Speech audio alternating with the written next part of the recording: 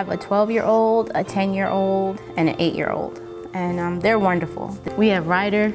This is our newest addition. He will be 7 months in a couple of weeks. The only boy among 3 girls. We initially started out in Clifton, then we relocated to Bloomfield. I had a really good job. I was laid off, and that put the pressure on him, so he had to work like 2 jobs. And it just still we weren't making it. And then we ran into like problems with an illegal apartment and with a landlord that wouldn't fix everything. And so he wanted us to get out, so we had to go. Prior to us bouncing around from apartment to apartment, we maintained a home for 7 years. I mean, right before all of this happened, we were even looking into like finally buying a home. And so it's like, how do you go from wanting to buy a home to not having a home, period? It's just crazy.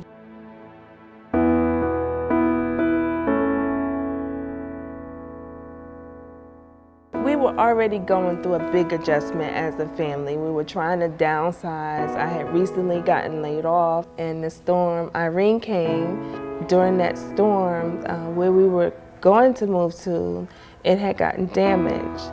The time came where our lease was up, we didn't have any place to go, and we were directed through emergency services to go to the Red Cross. To have to hurry up and put a week's worth of things in the suitcase was hard. You can have everything and then everything could be taken away from you the next day. So you just have to be grateful on what you have at the moment when you have it. There were many tears. There were many tears coming down. It was breaking my heart. Like if we hadn't gotten into IHN, we were going to have to separate. And everyone tells you like, oh, it's only temporary. He can go to the men's shelter, but my kids have never, they'll go to camp and they'll visit, but they know that when they come home, there's a mother and there's a father. Because if they come home and there's no father, then what? Then what? It's very upsetting when you think about it, even now.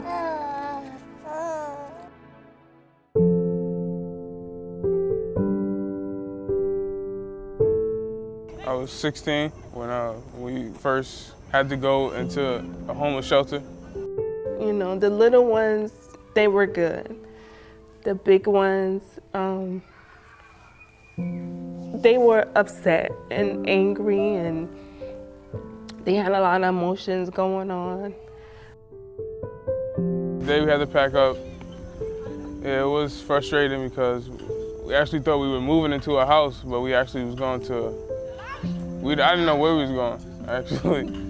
And when we got there, it was a shelter we had. We didn't even have beds. It made me feel angry because I didn't know what we was getting into at the time.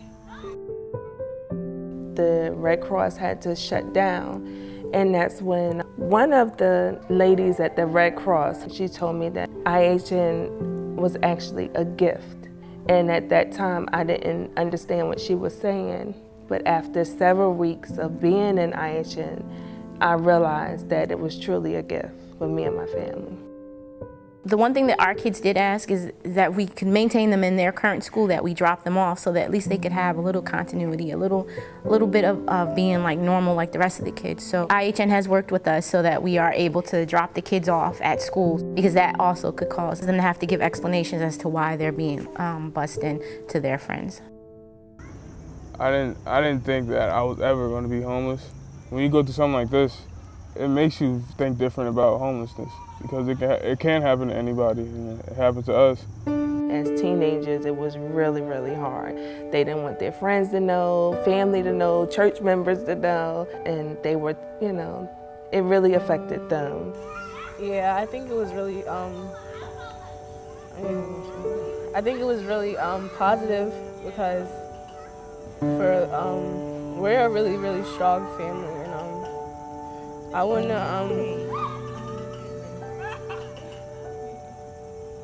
Homelessness is not something that you plan for.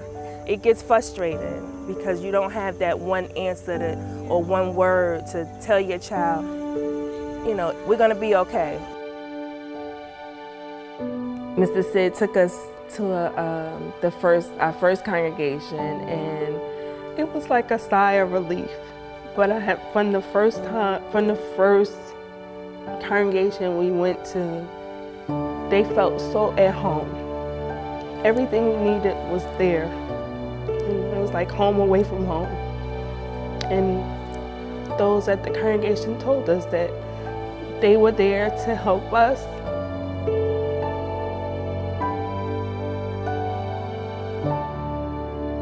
Through this program, I finally managed to get a job. It's definitely not what I used to do. I work in a corporate kitchen, but I like to cook, and I'm just happy to be working. So I go in every day with a smile, and I come home every day with a sense of accomplishment. And I'm so grateful that she took a chance to even hire me after. Because when people tell you no too many times, you begin to think there's something wrong with you.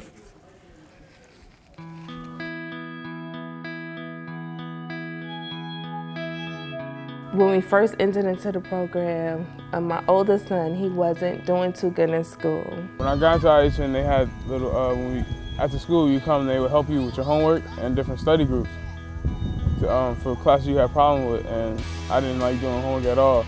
And my son went from doing so bad in school to the opposite. Something clicked, something happened in those weeks that we were in the program. My grades before was, I would say, the D-F range, and that year they shot straight up to A's and B's.